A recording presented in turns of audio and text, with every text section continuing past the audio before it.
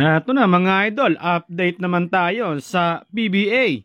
Kinuha na nga ng Converge bilang kanilang import sa Governor's Cup etong former NBA player na si Scottie Hobson. Kinumpirma ito mismo ni Coach Aldin Ayo.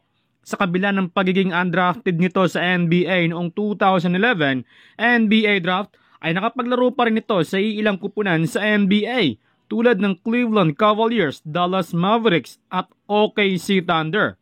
Patuloy na nagpapalakas itong Converge mga idol.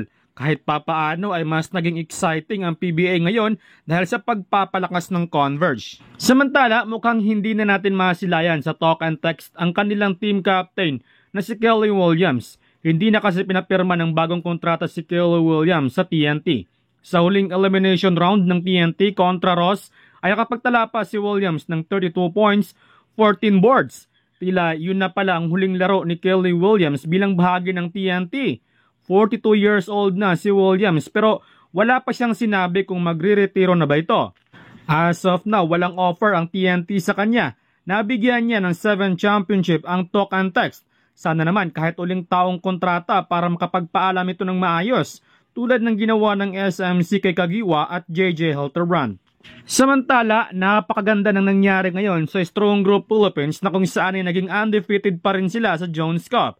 Malalakas na Australia at USA ang kanilang nakalaban pero nagawa pa rin nila itong matalo. Well, sa ganda ng nangyari sa SGA ay naglabas ng kanyang pahayag ang sharpshooter na si Jordan Heading.